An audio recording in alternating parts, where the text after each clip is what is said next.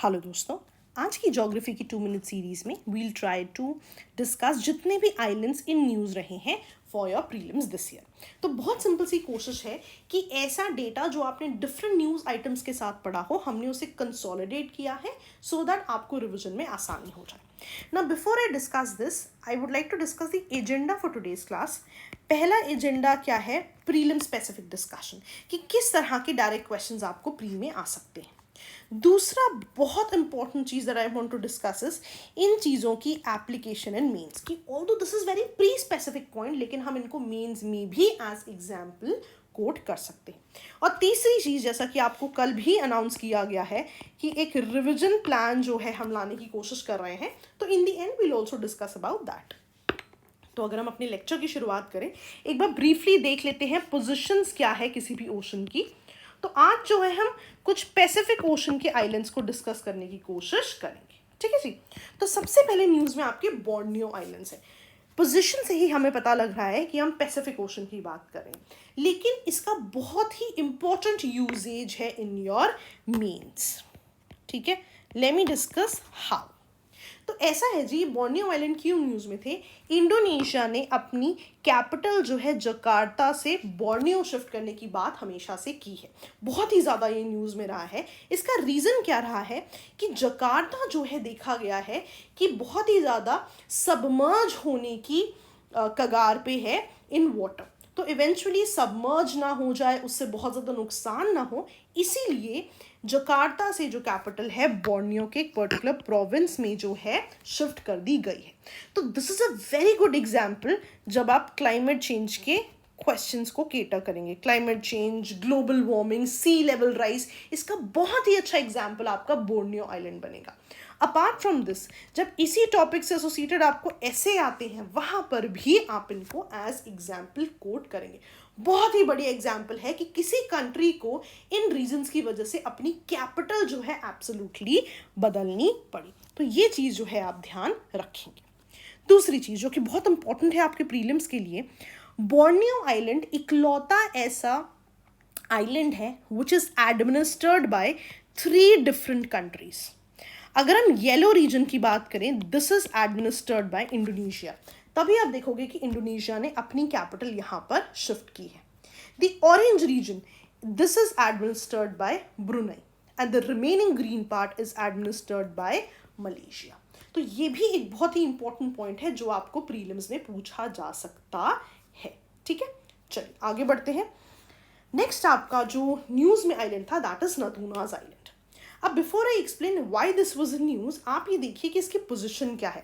So this is basically in your South China Sea.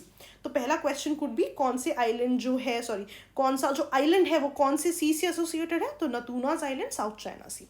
लेकिन ये news में क्यों है, ध्यान देना, किसी भी कंट्री की बेस लाइन से लेके और 200 नॉटिकल माइल्स तक उस कंट्री का EEZ होता है, which is exclusive economic zone. अब एक्सक्लूसिव इकोनॉमिक जोन का मतलब क्या है कि जितनी भी उस कंट्री के मरीन रिसोर्सेज हैं, फॉर एग्जांपल फिशरीज, उस कंट्री का ही वहां पर हक होगा, किसी और कंट्री का हक नहीं होगा। यानी कि अगर मैं इंडोनेशिया की बात करूं, तो इंडोनेशिया के 200 नॉटिकल माइल तक जितनी भी मरीन रिसोर्सेज हैं उन पे किसका हक होगा? इंडोनेशिया का। तो इसी 200 नॉटिकल माइल के रीजन में आता है Natunas island. So Natunas island basically lies in the EEZ of Indonesia, right. इसका मतलब यहाँ पे फिशिंग करने के हक किसके पास होंगे? इंडोनेशिया के पास। लेकिन देखा जा रहा है कि चाइनीज फिशरमैन भी इस रीजन में आके फिशिंग करने की कोशिश कर रहे हैं। ऐसा कहा जा रहा है कि this could be a new flash point in South China Sea, जहां पर चाइना अपना दबदबा बनाने की कोशिश कर रहा है। तो this is very important mains के लिए भी। क्यों? क्योंकि जब हम साउथ चाइना सी की बात करते हैं, अगर आपने मेंस के लिए प्रेप किया है तो आपको पता होगा, हम usually Paracel islands, Spratly islands को कहते हैं कि ये डिस्प्यूटेड आइलैंड्स हैं इन साउथ चाइना सी। लेकिन अब नए फ्लैश पॉइंट्स भी आ रहे हैं, one of which is these particular islands. तो ये भी एक इंपॉर्टेंट क्वेश्चन बनता है आपके प्रीलिम्स के लिए। So if you get Natunas islands, the answer would be South China Sea, ठीक है जी। अगर आपको जियोपॉलिटिक्स पे कोई ऐसे आ जाता है, इन साउथ चाइना सी की जियोपॉलिटिक्स पे सवाल आ जाता है, वहां पर भी आप इन एग्जाम्पल्स को बहुत ही बढ़िया तरीके से कोट कर सकते हैं। आगे चलते हैं। अगर आप साउथ चाइना सी की पोजीशन देखना चाहते हैं, this is your South China Sea, और यहीं पर आपके कौन से आइलैंड्स आते हैं? Natunas islands. ठीक है जी, चलिए आगे बढ़ते हैं। अगर आप मैप को देखने की कोशिश करें, so these are your Borneo islands. तो अगर आप राइट साइड की तरफ आएँ, आप पपुआ न्यू गिनी की तरफ आएंगे। इसी के जस्ट ऊपर there are islands called Manus islands. ठीक है, ये न्यूज़ में क्यों रहते हैं? बिकॉज हमेशा से ऑस्ट्रेलिया और यूएस जो है यहाँ पे बहुत ज़्यादा पोर्ट फैसिलिटीज़ डेवलप करना चाहते हैं। So because of Australia and US जो है, Manus islands have been in news. ठीक है जी, सिंपल था, याद रहेगा। चलिए आगे बढ़ते हैं। अगर हम मानोस आइलैंड्स देखने की कोशिश कर रहे हैं पपुआ न्यू गिनी के ऊपर, और अगर आप राइट साइड में हैं, यहाँ पर आएंगे आपके सोलोमन आइलैंड्स। सोलोमन आइलैंड्स के जस्ट नीचे अगर आप देखें, you have Tulagi islands. Tulagi islands क्यों न्यूज़ में रहे हैं? बिकॉज रिसेंटली देखा गया है कि China based, Beijing based firm जो है, उन्होंने राइट्स ले लिए हैं to develop the island of Tulagi. तो इसको भी कुछ ऐसा ही देखा जा रहा है कि चाइना जो है पैसिफिक ओशन में जो है अपने आप को एक्सपैंड करना चाह रहा है। ऑल्दो इस पर न्यूज़ नहीं है कि किस तरह की डेवलपमेंट की बात होगी, but yes what has been saying is कि बीजिंग बेस्ड कंपनी जो है तुलागी आइलैंड की डेवलपमेंट की बात कर रही है। Right, they have taken all the rights for its development. तो आप देख रहे हो कितने न्यू फ्लैश पॉइंट्स हैं जो साउथ चाइना सी पैसिफिक ओशन में आ रहे हैं, जहाँ पे चाइना कहीं ना कहीं अपने आप को एस्टैब्लिश करने की कोशिश कर रहा है।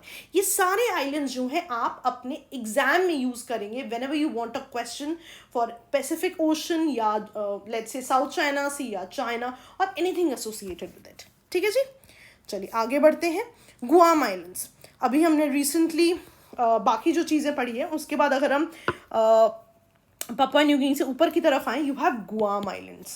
ठीक है, गुआम आइलैंड्स जो है ये बेसिकली यूएस टेरिटरी है पैसिफिक ओशन में, लेकिन देखा गया है कि नॉर्थ कोरिया ने इस रीजन को बहुत ज़्यादा थ्रेटन किया है, बहुत बार थ्रेटन किया है विद द आइडिया कि यहाँ पे they will attack, rather they will launch a nuclear attack as well. इस वजह से Guam islands has always been a flashpoint between US and North Korea. तो इस तरह के क्वेश्चंस भी जो है इन न्यूज़ आपके आ सकते हैं। ठीक है जी, सिंपल था। चलिए आगे बढ़ते हैं। अगर आप देखें, अभी तक हमने साउथ चाइना सी की कुछ चीज़ें डिस्कस कर ली हैं, पैसिफिक ओशन की चीज़ें डिस्कस कर ली हैं। Now will move South China Sea से East China Sea and then will move towards Japan. ये भी मैं आपको मैप में दिखाऊंगी। अगर हम साउथ चाइना सी की तरफ देखें और ऊपर की तरफ हम आए, तो मैंने आपको बताया था पैरासल और स्प्रैटली आइलैंड्स, ये भी डिस्प्यूटेड है साउथ चाइना सी में। चाइना भी इन्हें क्लेम कर रहा है, Vietnam, Philippine, some part of Malaysia, Indonesia, ये सभी कुछ ना कुछ पार्ट इनका क्लेम करते हैं।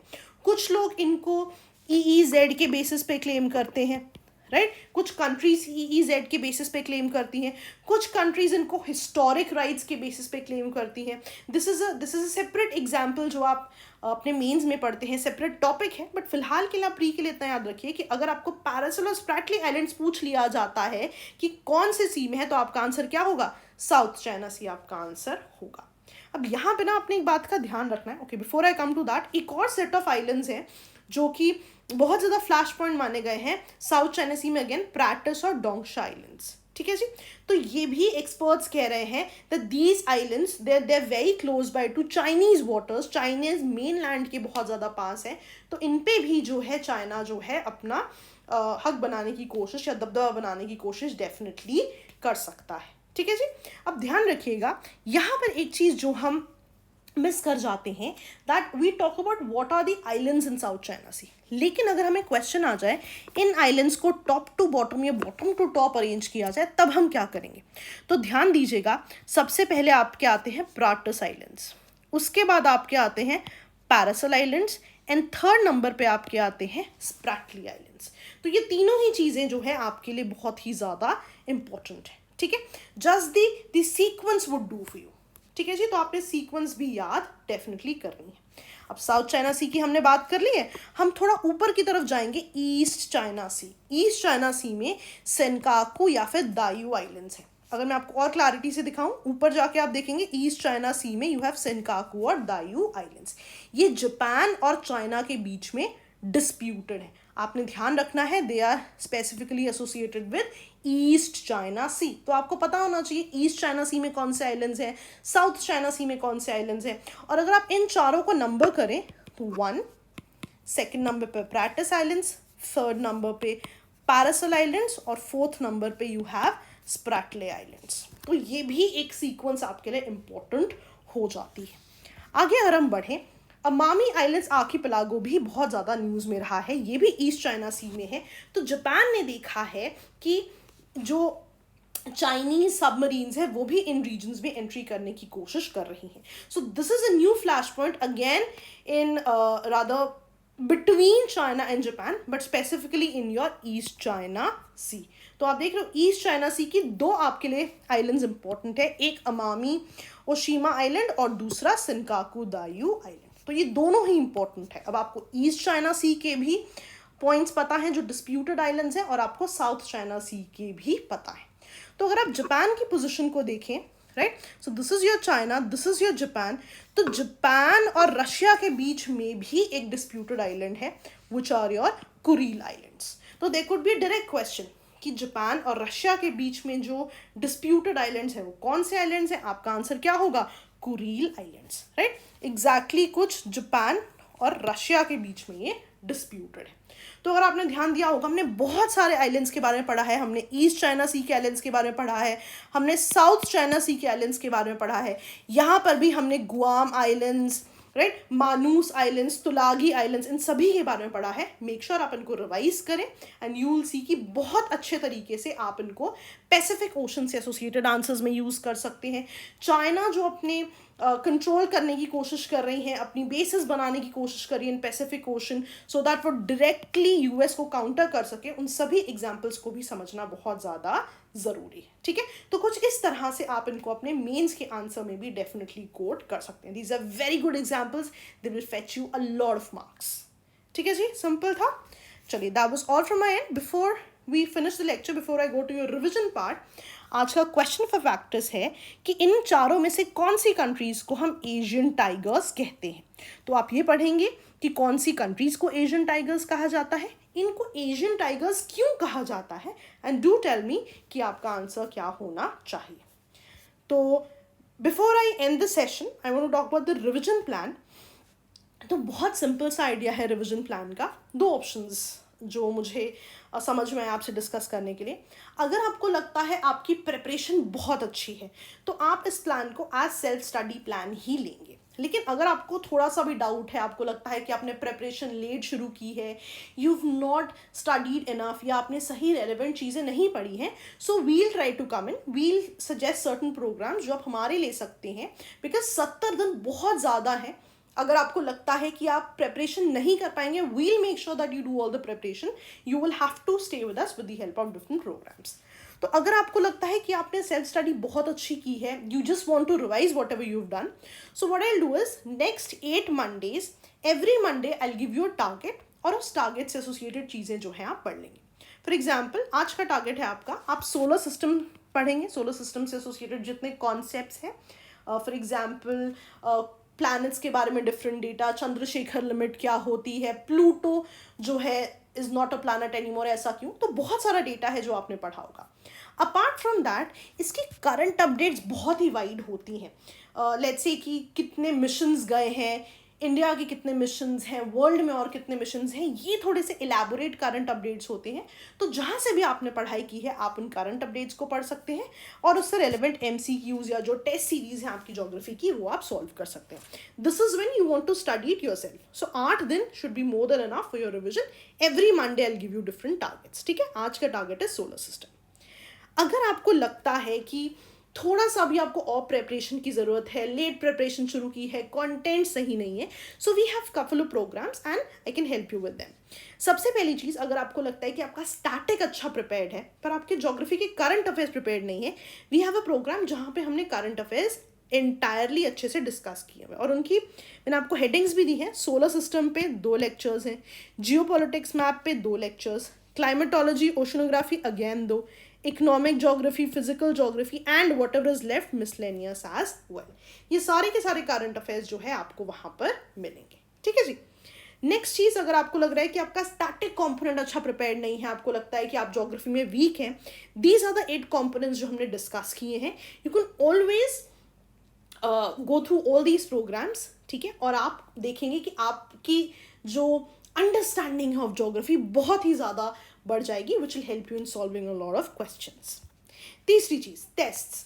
नाउ सब्जेक्ट वाइज टेस्ट हैं, कुछ हाफ लेंथ टेस्ट हैं ज्योग्राफी के, एंड 10 फुल लेंथ टेस्ट हैं जो आपको प्री टेस्ट सीरीज में दिए जा रहे हैं। Because the extension was given, क्योंकि एग्जाम पोस्टपोन हो गया। पहले तो हमारे सिर्फ 5 फुल लेंथ टेस्ट थे, अब we included 5 more test, so you will have 10 full length test in your preparation.